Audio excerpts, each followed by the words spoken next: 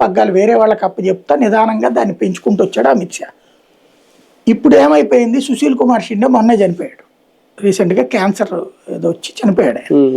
చనిపోయాక ఇంకో బలమైన నాయకుడిని ఎమర్జ్ చేసి ఏది ఇంకా అదే పార్టీలో చాలా మంది ఉంటారు కదా, వాళ్ళని పక్కన పెట్టి లాలూ ప్రసాద్ యాదవ్తో కలిసి గతంలో తిరిగి ఆ మంత్రివర్గంలో మంత్రిగా కూడా ఉండి బీజేపీని సర్వనాశనం చేయడానికి చాలా పెద్ద ఎత్తున ప్రయత్నాలు చేసినటువంటి సమ్రాట్ చౌదరి అక్కడ సీటు దక్కని టైంలో బీజేపీలోకి వచ్చి చేరాడు ఆయన.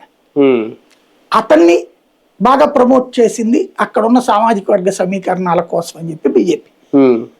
డిప్యూటీ సీఎంగా అతని ప్లేస్ లో సుశీల్ కుమార్ షిండే ప్లేస్ లో ఇతను పెట్టుకొచ్చి అంతవరకు బానే ఉంది.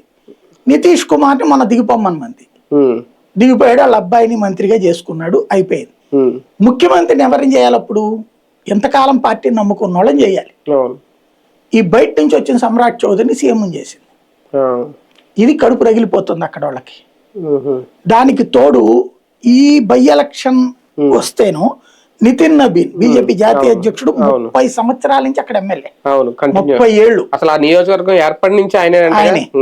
అలాంటి వాడిని రాజీనామా చేసినప్పుడు అతను చెప్పినోడికి ఎవరికన్నా ఇవ్వాలి. అది అవును, ఇవ్వకుండా ఫస్ట్ వేరే వాళ్ళకి ఇప్పించాడు ఇతను.